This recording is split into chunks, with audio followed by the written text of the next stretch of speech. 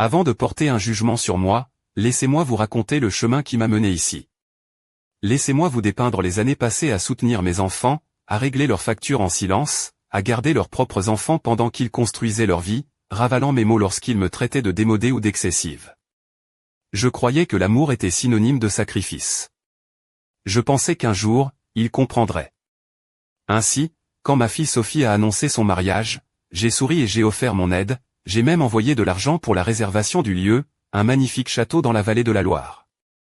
Mais l'invitation, le précieux carton gravé, n'est jamais arrivé. Lorsque je lui ai demandé pourquoi, ma propre fille n'a pas hésité. Elle m'a regardé droit dans les yeux et m'a dit que ce n'était pas un endroit pour les rater, me chuchotant de dégager, que je n'étais personne. J'ai pris mon sac et je me suis enfui par la porte de service du restaurant. Le lendemain, il me cherchait désespérément point le papier légèrement jauni des vieilles photographies crépitent doucement sous mes doigts tandis que je les sors une à une d'un coffret en bois de rose. Chacune est une relique, un fragment de 30 années passées à élever seul mes 3 enfants. Voilà Bastien, à 6 ans, avec ce sourire édenté qui faisait fondre mon cœur, fier de sa première dent de lait perdue. Voici Léna, à 8 ans, rayonnante dans son costume de jonquille pour la kermesse de l'école, une robe que j'avais cousue moi-même, veillant tard dans la nuit après mes doubles services à l'hôpital. Et puis Sophie, mon bébé, le jour de sa remise de diplôme de sa grande école de commerce, ce regard de détermination féroce dans les yeux qui m'a toujours rappelé le mien. À 64 ans, me voilà, dans mon petit appartement de Rennes, à contempler les souvenirs d'une vie dédiée à des enfants qui s'apprêtent à célébrer un mariage auquel je ne suis pas convié. L'appartement est silencieux en cet après-midi de mars. Le crachin breton, cette pluie fine et persistante, tambourine contre les vitres avec ce rythme lancinant qui est la bande-son de ma ville. Je me permets ce luxe, celui de me souvenir. C'est un luxe, car pendant tant d'années, je n'en ai pas eu le temps. Entre 2 emplois, jonglant entre chaque récital, chaque match de foot, chaque réunion parents-professeurs, repassant les uniformes après minuit et mettant de côté chaque euro pour leurs études supérieures, tout en portant la même veste en laine pendant une décennie. Une autre photo glisse entre mes doigts. Sophie, à 12 ans, me serrant fort dans ses bras après que des enfants cruels se soient moqués de mes chaussures usées lors de la journée sportive de l'école. Elle m'avait murmuré, sa petite voix chaude contre mon cou, que quand elle serait grande, elle m'achèterait les plus belles chaussures du monde. Je souris à ce souvenir, bien qu'une boule se forme dans mon estomac. Les chaussures ne sont jamais arrivées, mais peu importe. Ce qui comptait, c'était ce moment, cette promesse chuchotée par une petite fille qui m'aimait point. Le téléphone sonne, sa stridence brisant ma rêverie. C'est ma cousine Martine, que je ne vois guère plus d'une fois par an lors des réunions de famille. Sa voix est pétillante, pleine d'une excitation qui me semble venir d'une autre planète. Elle est si heureuse pour le mariage de Sophie, dans 2 semaines, n'est-ce pas? Elle espère que j'ai trouvé une robe magnifique. Le monde s'arrête de tourner. 2 semaines. Ma voix, quand je lui réponds, me semble étrangement calme, lointaine. Je lui demande de quel mariage elle parle. Un silence long, inconfortable, s'installe à l'autre bout du fil. Puis un murmure confus, elle pensait que je savais, elle a reçu le faire-part le mois dernier, elle pensait que toute la famille. Je raccroche, mes mains tremblent si fort que je peine à reposer le combiné. 2 semaines. Ma fille cadette se marie dans 2 semaines, et moi, sa mère, je n'ai pas reçu d'invitation. Je m'effondre dans mon fauteuil préféré, celui où j'ai allaité chacun de mes bébés, où je leur ai lu des histoires jusqu'à ce qu'ils s'endorment, où Sophie venait se blottir quand elle faisait des cauchemars. Les visages souriants sur les photos se brouillent alors que les larmes menacent de couler. Mais je ne les laisse pas faire. Pas encore. Ce doit être une erreur. Une terrible, impensable erreur. Je saisis mon téléphone, compose le numéro de Sophie. Messagerie. J'ai Sébastien. Occupé. Léna. Pas de réponse. La nuit est une longue torture blanche, les yeux fixés sur les ombres qui dansent au plafond. J'essaie de trouver des explications rationnelles. Le faire-part s'est perdu par la poste. Il y a des tensions dans la belle famille que j'ignore. Sophie voulait me faire une surprise, une sorte de mise en scène bizarre. Mais au fond de mon cœur, dans ce recoin secret où je range les vérités que je préfère ne pas affronter, je sais. Ce n'est pas une erreur. Le lendemain matin, après une nouvelle nuit sans sommeil, je prends une décision. Il y a un déjeuner de famille prévu aujourd'hui, dimanche. Quelque chose que Sophie a mentionné en passant il y a des semaines. juste la famille proche, pour planifier les derniers détails. Je n'ai pas été spécifiquement invité, mais on ne m'a pas non plus dit de ne pas venir. Je m'habille avec un soin méticuleux. Ma meilleure blouse, un chemisier en soie bleu marine qui glisse sur ma peau comme une caresse oubliée, celui que j'avais acheté pour la remise de diplôme de Sophie. Les boucles d'oreilles en perles que ma tante Geneviève m'a léguées, les seuls bijoux de valeur que je possède. Je me regarde dans le miroir. Je vois une femme de 64 ans qui a travaillé dur toute sa vie. Je vois des cheveux poivrés celles que je n'ai plus les moyens de teindre, des rides que je porte comme des médailles, et des yeux qui ont pleuré en secret plus de fois que je ne peux compter. Mais je vois aussi la dignité. Je vois une femme qui a élevé 3 enfants extraordinaires contre vent et marée. Je vois une aide-soignante qui a touché des centaines de vies au cours de sa carrière. Je vois quelqu'un qui mérite le respect. Le restaurant se trouve près de la place des Lys, un de ces endroits à la mode avec des murs en pierre apparente et des menus aux intitulés prétentieux qui m'ont toujours un peu intimidé. À travers la grande baille vitrée, je les vois. Mes 3 enfants, attablés autour d'une longue table, en compagnie de personnes que je ne reconnais pas. Sans doute les parents du marié, des amis proches. Je respire profondément et j'entre. La conversation s'arrête net lorsque j'approche de la table. Bastien me regarde avec cette expression que je connais si bien, la même qu'il avait enfant quand il savait qu'il avait fait une bêtise. Léna baisse les yeux sur son assiette. Et Sophie? Sophie me regarde comme si j'étais une parfaite étrangère qui venait de s'incruster à une fête privée. Je dis simplement bonjour, ma voix plus ferme que je ne l'aurais cru. J'espère ne pas être en retard. Léna commence à balbutier quelque chose, mais Sophie la coupe. Sa voix est un éclat de glace, cette voix qu'elle utilise dans ses réunions d'affaires, celle qu'elle a perfectionnée pour intimider. Je n'aurais jamais cru qu'elle l'utiliserait contre moi. Ce qu'elle me demande, ce que je fais ici, n'est pas une question, c'est une accusation. Je lui réponds que je suis venu pour le déjeuner de famille, pour parler de son mariage. Sophie échange un regard avec une femme élégante de l'autre côté de la table, une femme à la coupe de cheveux impeccable qui doit être la mère du marié. Une compréhension passe entre elles comme un courant électrique, et soudain, je comprends tout.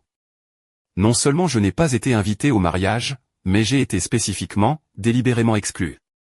Bastien trouve enfin sa voix, suggérant que nous devrions peut-être parler en privé. Mais Sophie se lève, sa serviette en tissu tombant au sol. Elle décrète qu'il n'y a rien à dire, que ce n'est pas ma place. Les mots me frappent comme un coup de poing en plein plexus, mais je reste droite. Je suis ta mère, Sophie.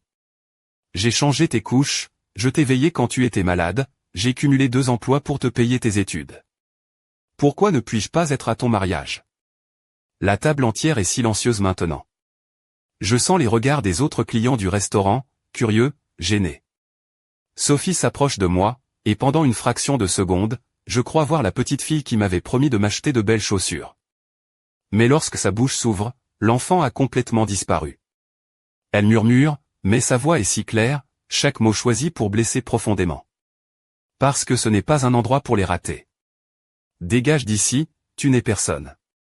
Le monde vacille autour de moi. Une ratée. Personne. Les mots de ma propre fille, l'enfant que j'ai porté dans mon ventre, que j'ai nourri de mon corps, que j'ai protégé de ma vie, résonnent dans le silence feutré du restaurant chic. Je regarde Bastien, espérant qu'il dise quelque chose, n'importe quoi. Sa bouche s'ouvre et se ferme comme un poisson hors de l'eau, mais aucun son n'en sort. Léna a les larmes aux yeux, mais elle ne parle pas non plus. Et à cet instant, dans ce silence assourdissant, quelque chose change en moi. Ce n'est pas de la colère, pas encore. C'est quelque chose de plus froid, de plus clair. C'est le son de quelque chose qui se brise. Mais ce n'est pas mon cœur. C'est le son des chaînes de la culpabilité maternelle qui se rompent. C'est l'écho de 30 années de sacrifices rejetés publiquement par la personne même pour qui je les ai faits. Je comprends, dis-je finalement, ma voix étrangement calme, parfaitement posée. Je me retourne sans un mot de plus. Je marche vers la sortie, le dos droit, la tête haute. Je ne me permets pas de courir, même si chaque fibre de mon être hurle de fuir cette humiliation. Je marche avec la même dignité avec laquelle j'ai affronté chaque crise des 30 dernières années.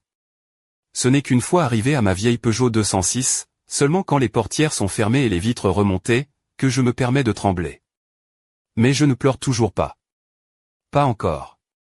Il y a quelque chose que je dois faire d'abord. Je conduis vers la maison en De retour chez moi, je me dirige directement vers le vieux secrétaire en merisier où je conserve mes documents importants. Au fond du tiroir inférieur, sous des polices d'assurance vie et des livrets de famille, je trouve ce que je cherche.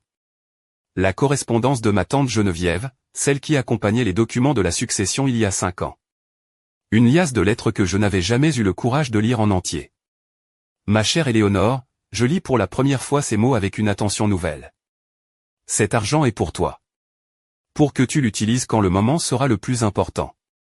Non pas pour que tu sois généreuse avec les autres, mais pour que tu sois enfin généreuse avec toi-même. Tu as tant donné, ma chère nièce. Il est temps que tu reçoives un peu en retour. Utilise-le sagement, utilise-le quand tu sauras que c'est le bon moment. 2 millions d'euros. Un secret que j'ai gardé pendant 5 ans, prévoyant de le diviser équitablement entre mes enfants le jour de ma disparition. Un trésor secret que je pensais destiné à assurer leur avenir, à les faire se sentir en sécurité et aimer même après mon départ. Mais peut-être que tante Geneviève avait raison. Peut-être est-il temps d'être généreuse avec moi-même. Je saisis le téléphone et compose un numéro que je n'ai pas appelé depuis des mois. La voix grave et rassurante de Maître Dubois, mon notaire, me répond. C'est Éléonore, dis-je. J'ai besoin de vous voir pour revoir mon testament. Cet après-midi, si c'est possible. Il y a une pause. Tout va bien, Éléonore ? Je regarde les photos éparpillées sur ma table. 30 ans de souvenirs que je croyais être le témoignage d'un amour mutuel. 30 ans de sacrifices qui viennent d'être qualifiés de vie d'une ratée, d'une personne insignifiante. Oui, Maître Dubois, dis-je, et pour la première fois de la journée, ma voix est absolument stable. Finalement, tout va bien. La ligne téléphonique reste silencieuse un instant pendant que j'attends sa réponse. Je peux entendre le tic-tac de la vieille horloge comtoise dans la cuisine, celle que j'avais achetée dans un dépôt-vente il y a 15 ans parce que c'était tout ce que je pouvais me permettre.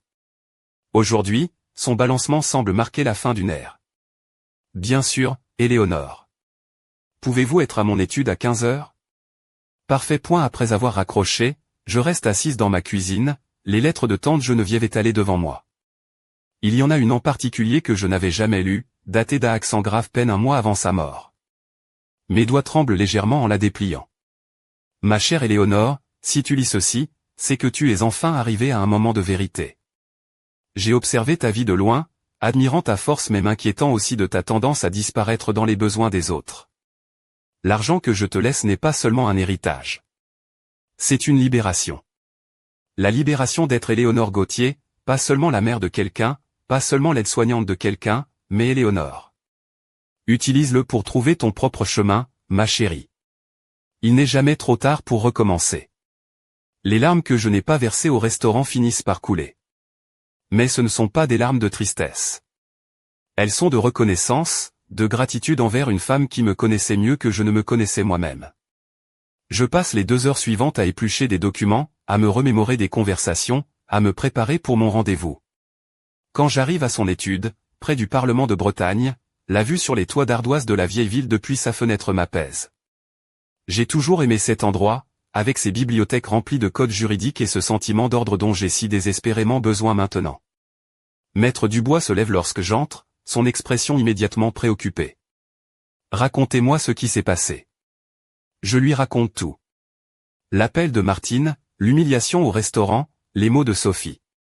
Il écoute sans m'interrompre, prenant parfois des notes, mais observant surtout mon visage avec cette attention qui fait de lui un si bon professionnel. Je veux tout changer, dis-je quand j'ai terminé. Le testament, l'assurance vie, tout.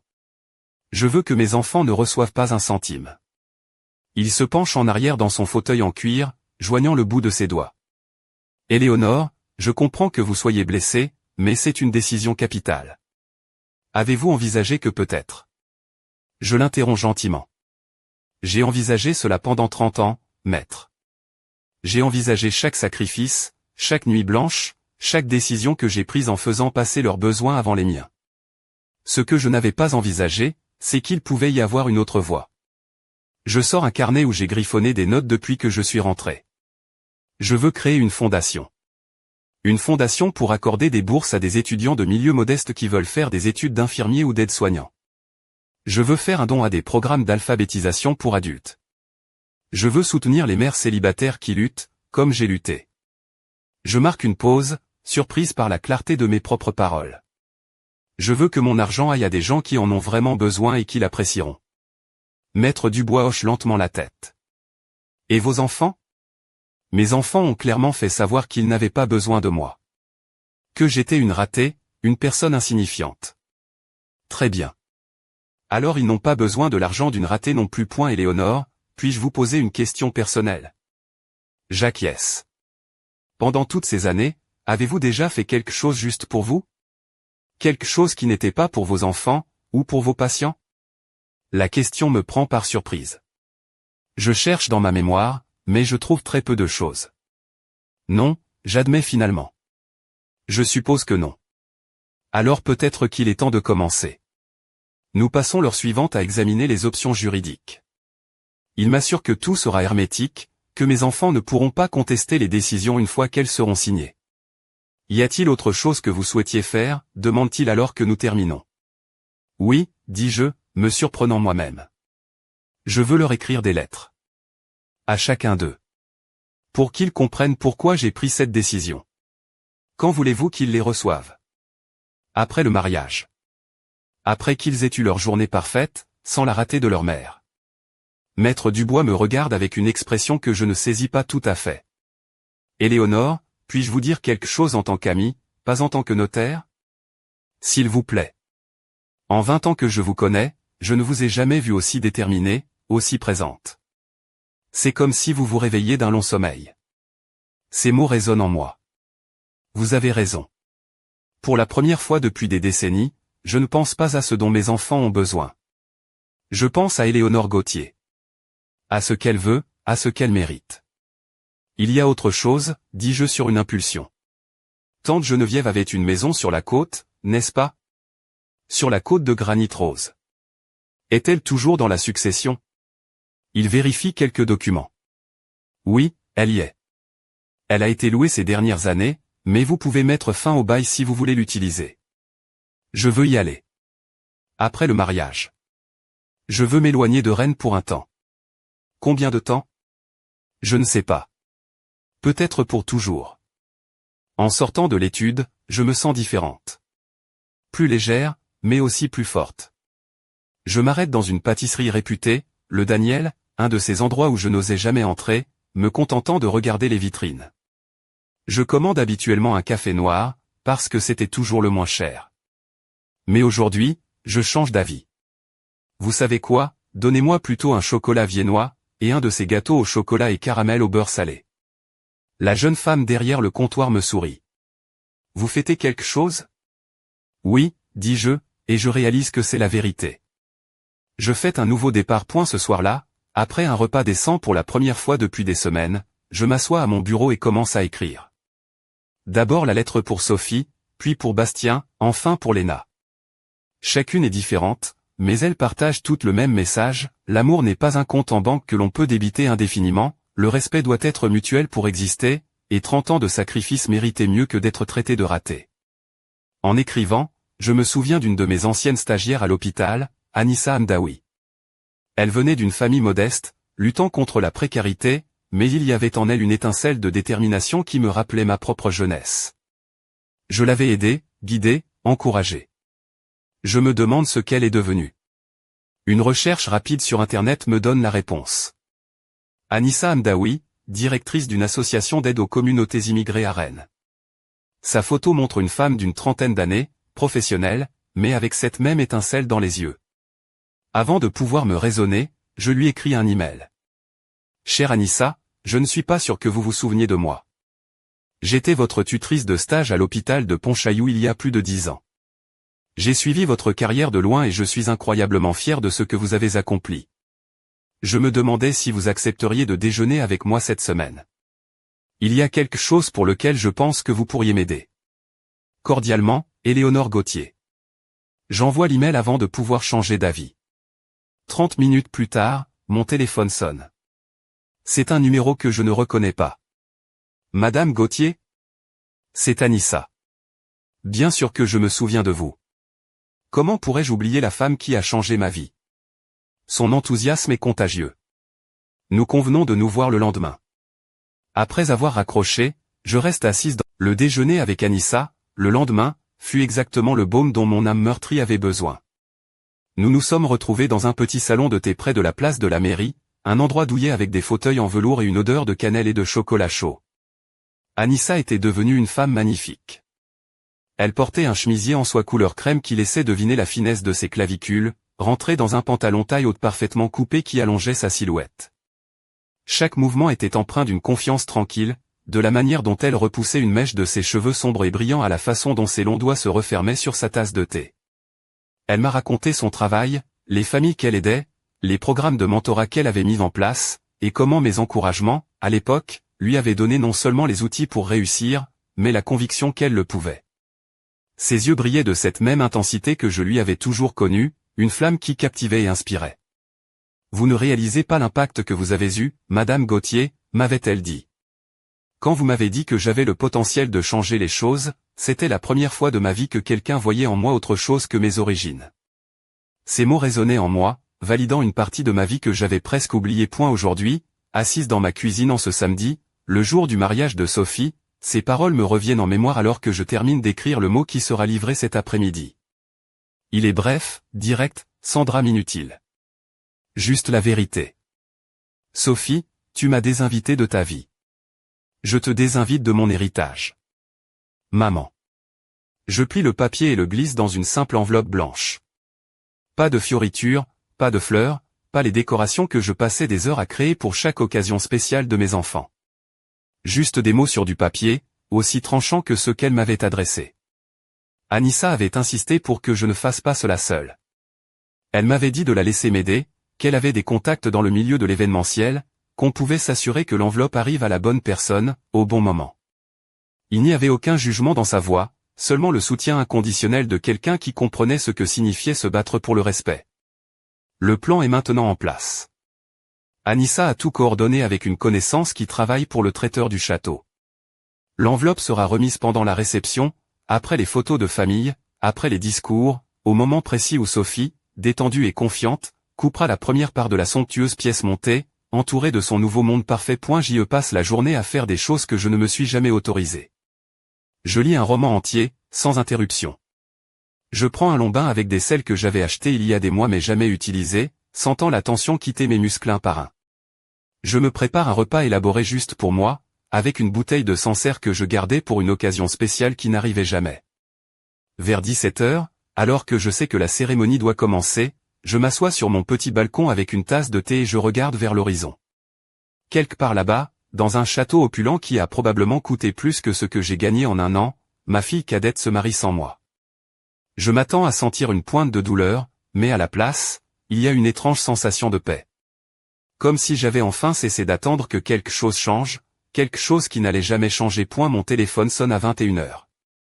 C'est Anissa. C'est fait, dit-elle simplement. L'enveloppe a été remise directement à Sophie pendant la découpe de la pièce montée. Beaucoup de gens ont vu. Je lui demande comment elle a réagi. Anissa marque une pause. Au début, elle a cru que c'était une blague. Elle a ri, a dit quelque chose à ses demoiselles d'honneur à propos du sens du drame de sa famille. Mais quand elle a ouvert l'enveloppe et lu le mot, une autre pause. Éléonore, elle est devenue blême. Très vite. Je peux imaginer la scène.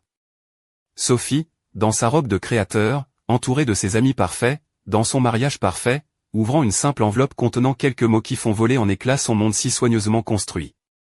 Je lui demande ce qui s'est passé ensuite. Elle s'est mise à crier. Littéralement.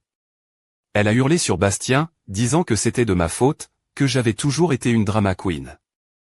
Mais ensuite, Anissa baisse la voix, une des demoiselles d'honneur, je crois que c'était sa sœur, Léna, lui a demandé ce que disait le mot. Quand Sophie le lui a lu à voix haute, pensant que tout le monde rirait avec elle, le silence est devenu glacial. Je souris malgré moi. Sophie a toujours été impulsive, présumant toujours que tout le monde serait de son côté. Les gens savaient que je n'étais pas invité. Apparemment non. Anissa m'a dit avoir vu plusieurs personnes plus âgées échanger des regards confus. Une dame, sans doute la grand-mère du marié, a demandé directement à Sophie pourquoi sa mère n'était pas là. L'image devient plus claire dans mon esprit. Sophie, confronté publiquement pour la première fois aux conséquences de ses actes. Je demande ce qu'il est advenu de Bastien et Léna. Bastien essayait de calmer le jeu, visiblement mal à l'aise. Mais Léna semblait dévastée. Elle a quitté la réception plus tôt. Quelque chose se serre dans mon cœur en entendant parler de Léna. De mes 3 enfants, elle a toujours été la plus sensible, celle qui me ressemblait le plus. Je remercie Anissa pour tout, pour avoir cru que je méritais de faire ça. Elle me répond que toute personne qui me connaîtrait saurait que je mérite bien plus que ce que j'ai reçu. Elle me demande quels sont mes plans maintenant. Demain, je lui dis, je prends la route pour la côte de Granit Rose, pour la maison de tante Geneviève. J'ai besoin d'espace. Après avoir raccroché, je reste assise dans le silence de mon appartement. Mon téléphone sonne à nouveau. Cette fois, c'est un numéro que je reconnais. Bastien. Je laisse le message aller sur la boîte vocale. Quelques minutes plus tard, il sonne à nouveau. Léna. Boîte vocale également. Puis Sophie. Le téléphone sonne avec insistance, 1 fois, 2 fois, 3 fois. Finalement, il se tait. Je vérifie les messages. Bastien a l'air confus, me demandant de le rappeler pour arranger ce malentendu. Léna semble avoir pleuré, s'excusant encore et encore, disant qu'elle ne savait pas que Sophie ne m'avait pas invité, qu'elle pensait que j'avais décidé de ne pas venir. Le message de Sophie est différent. Sa voix a cette qualité dure, furieuse, que je me souviens de son adolescence. Maman, je ne sais pas à quel jeu tu joues, mais c'est ridicule. Tu es évidemment contrarié par un malentendu, mais gâcher mon mariage ne va rien arranger. Appelle-moi immédiatement pour que nous puissions régler ça en adulte. J'écoute le message 2 fois, fasciné par son incapacité totale à assumer la moindre responsabilité. Pour Sophie, c'est toujours de ma faute. Un malentendu. Un drame inutile que je crée. L'idée qu'elle ait pu me blesser, que ses actions puissent avoir des conséquences, n'entre tout simplement pas dans son univers. Je supprime tous les messages sans rappeler.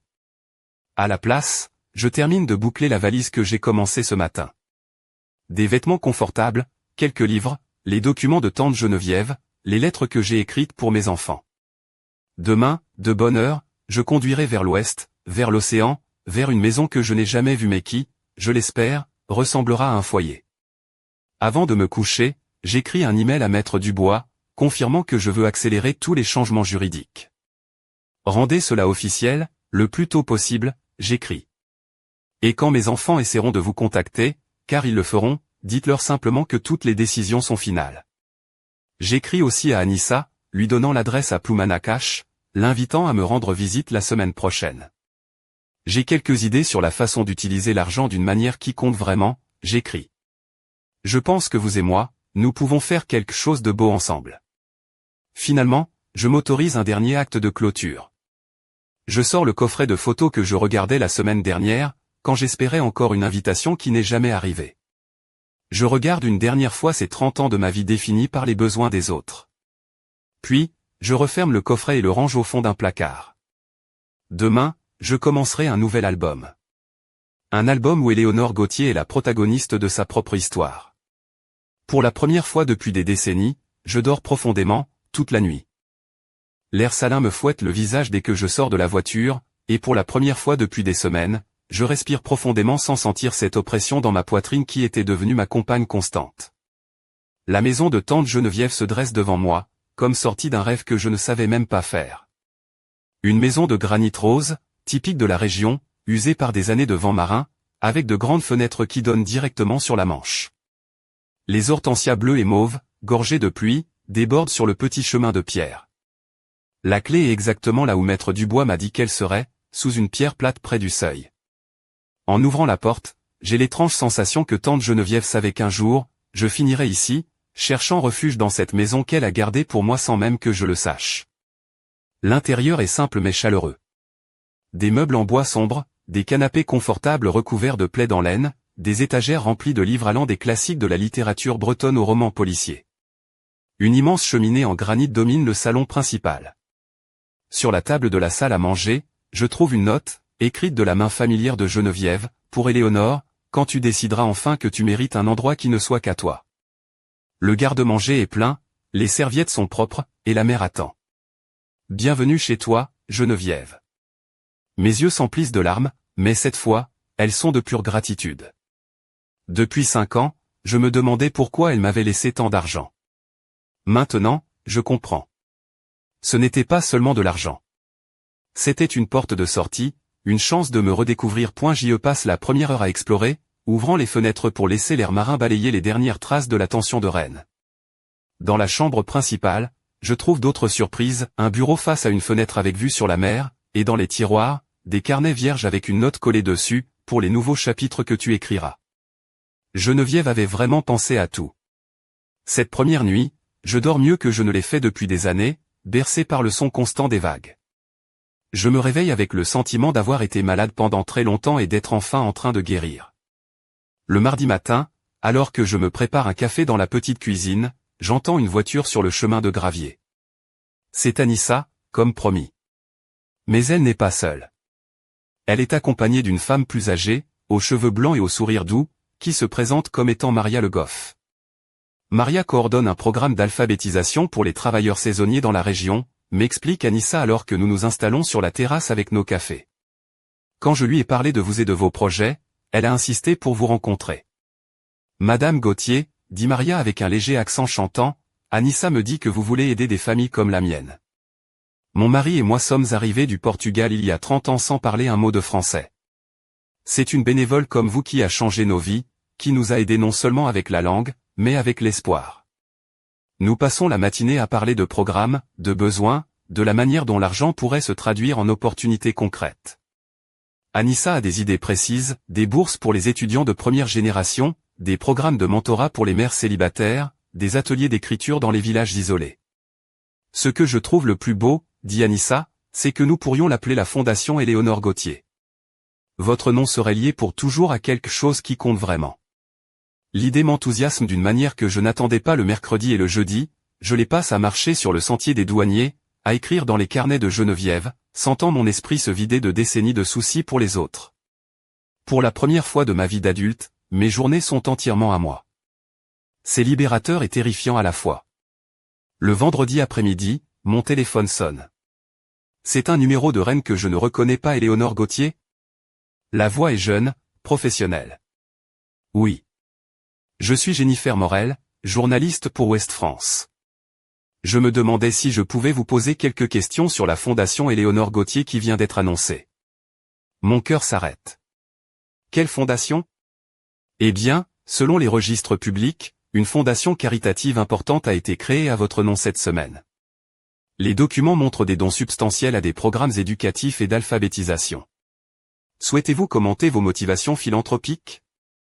Je comprends immédiatement ce qui s'est passé. Maître Dubois a dû accélérer les formalités encore plus vite que prévu. Et maintenant, c'est une information publique. Ce qui signifie que mes enfants le savent probablement aussi. Je n'ai pas de commentaires pour le moment, dis-je poliment. Merci de votre appel. J'appelle immédiatement Maître Dubois. Éléonore, j'allais vous appeler. Les statuts ont été enregistrés ce matin et apparemment, un journaliste zélé a repéré la nouvelle. Sa voix est tendue. J'ai également reçu des appels de vos enfants. Tous. Plusieurs fois. Je lui demande ce qu'il leur a dit. Exactement ce que vous m'avez demandé. Que toutes les décisions sont finales et que je ne peux pas discuter des détails avec eux. Il soupire. Sophie était furieuse, menaçant de poursuivre pour abus de faiblesse. Bastien semblait plus confus qu'en colère, demandant sans cesse si c'était vraiment ce que je voulais. Et Léna, il marque une pause. Léna a juste demandé s'il y avait un moyen de vous contacter. Elle semblait vraiment bouleversée. Ce soir-là, assise sur la terrasse, à regarder le coucher de soleil embraser le ciel au-dessus de la mer, je pense à Léna. De mes 3 enfants, elle est la seule qui semble sincèrement repentante. Mais c'est aussi elle qui est restée silencieuse quand Sophie m'a humilié. Le pardon est compliqué. Ce n'est pas un interrupteur. C'est un processus, et je ne suis pas sûr d'être prête à l'entamer. Le samedi, j'arrive à la kermesse du village, me sentant nerveuse mais pleine d'espoir. Le centre communautaire est bondé de familles. Maria me présente comme une éducatrice qui comprend l'importance de la famille et de la communauté. Ce à quoi je ne m'attendais pas, c'est à quel point tout cela me semblerait naturel. Les jeunes mères partagent avec moi leur lutte, les grands-mères m'incluent dans leurs conversations comme si elles me connaissaient depuis toujours. En milieu d'après-midi, une petite fille d'environ 8 ans s'approche timidement et me demande si je peux l'aider avec ses devoirs de français. Nous nous asseyons dans un coin tranquille, et tandis que je l'aide à prononcer des mots difficiles, je ressens cette piqûre familière de sens que je ressentais dans ma classe. « Tu es une maîtresse ?» me demande-t-elle quand nous avons terminé. « Oui », dis-je, et je réalise que c'est la première fois depuis des mois que j'utilise le présent. Je suis une maîtresse. Son sourire éclatant me rappelle pourquoi j'ai choisi cette profession il y a si longtemps. Ce n'était pas pour l'argent ou le prestige. C'était pour ces moments. Ce soir-là, alors qu'Anissa et Maria se préparent à rentrer, nous sommes assises sur la terrasse, à regarder les étoiles. « Vous savez ce qu'il y a de plus beau dans tout ça ?» dit Anissa. « C'est que vous vivez enfin la vie que vous avez toujours méritée. Une vie où Éléonore Gautier est appréciée pour qui elle est, pas pour ce qu'elle peut donner. » Elle a raison.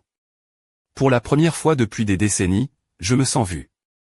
Pas comme la mère de quelqu'un, ou l'aide-soignante de quelqu'un. Mais comme Éléonore. Complète, précieuse, suffisante en soi. Quand elles partent le dimanche matin, je reste sur la terrasse, leur faisant signe de la main jusqu'à ce que leur voiture disparaisse. Le silence qui s'ensuit ne semble pas solitaire. Il est paisible.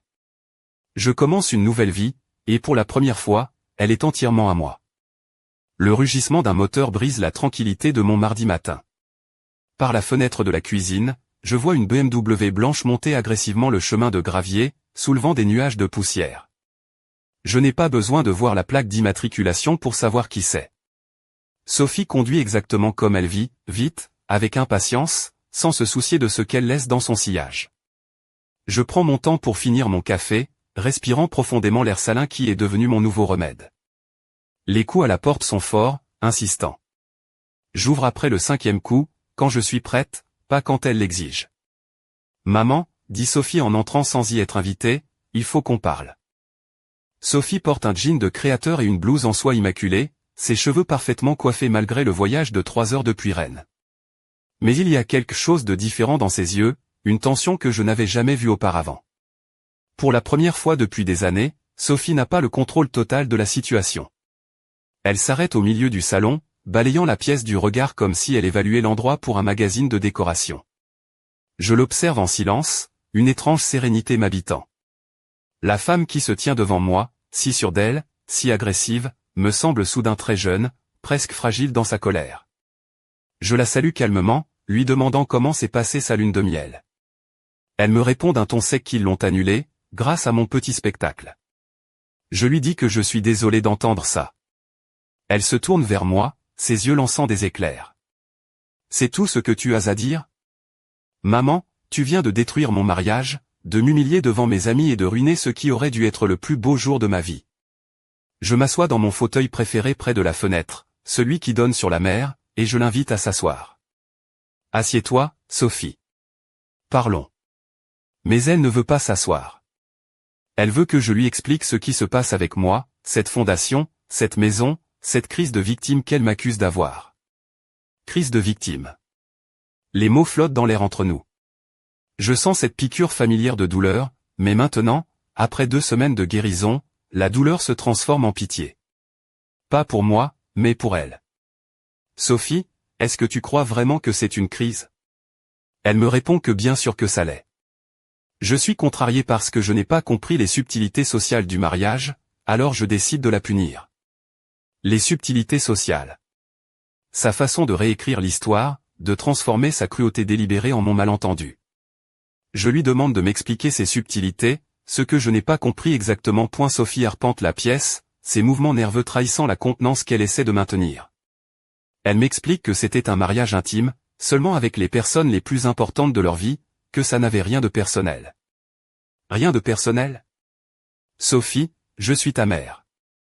Exactement, tu es ma mère. Pas ma meilleure amie, pas mon égale sur le plan social. Il y a des différences, et je pensais que tu le comprendrais sans que j'aie à te les plaire. Voilà la vérité, enfin dite. Je ne suis pas son égale. Après 30 ans de sacrifice, je ne suis pas assez bien pour être vu publiquement comme sa mère. Je comprends parfaitement, dis-je, et c'est pour ça que j'ai pris les décisions que j'ai prises. Elle qualifie mes décisions de ridicules, affirmant que cet argent lui appartient, à eux, qu'il était prévu pour eux. Non, Sophie, cet argent m'appartenait. À moi. Et j'ai décidé de le donner à des gens qui l'apprécieraient. Elle s'arrête devant moi, les joues rouges de frustration. À des étrangers?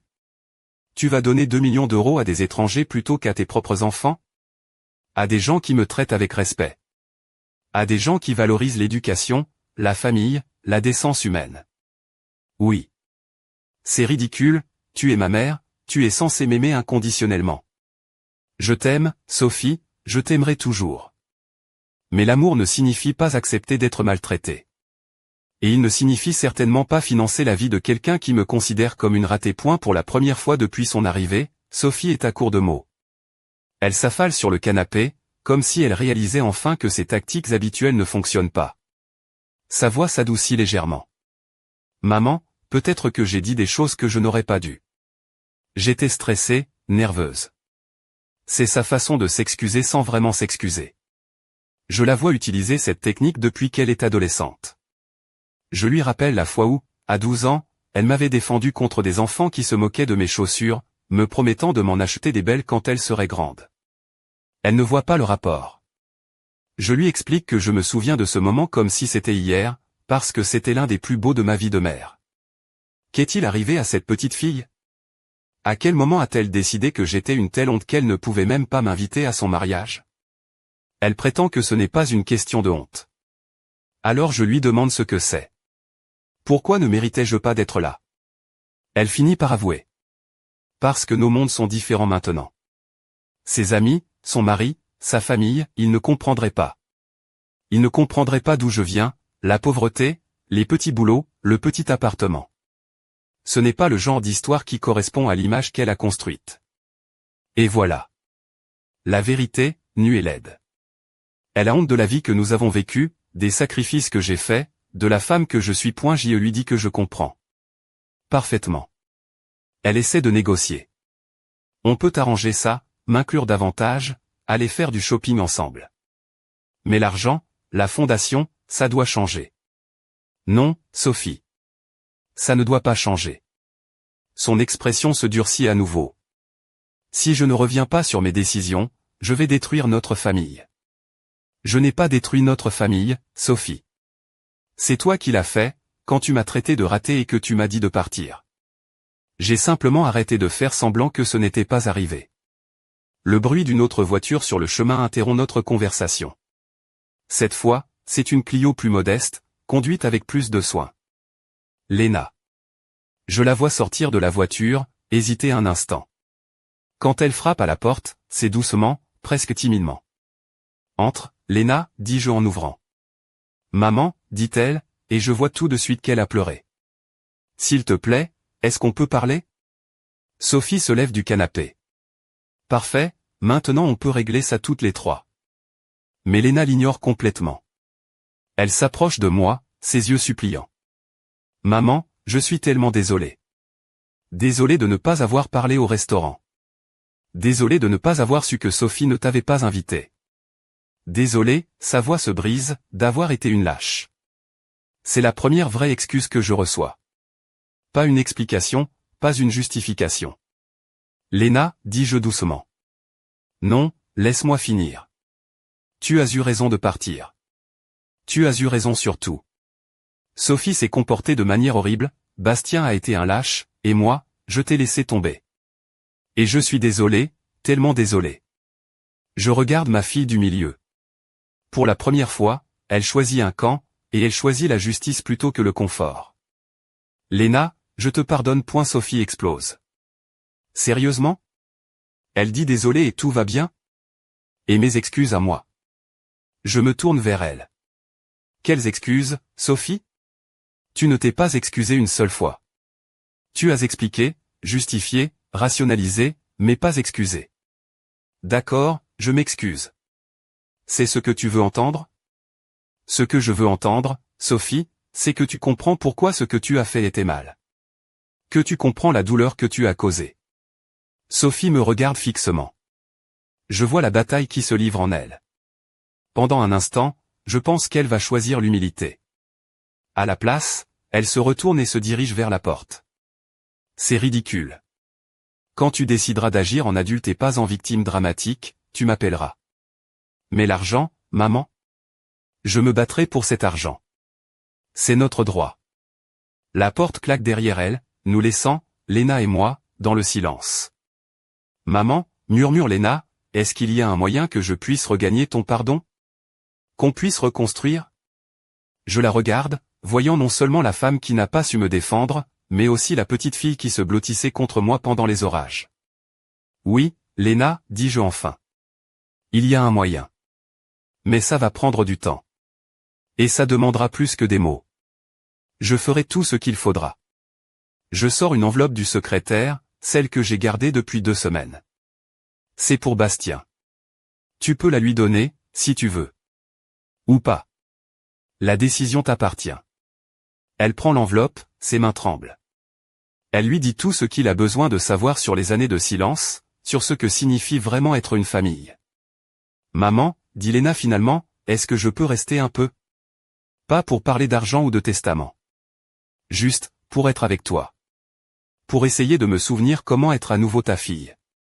Pour la première fois depuis des semaines, je souris avec une chaleur sincère. J'adorerais ça, Léna. J'adorerais.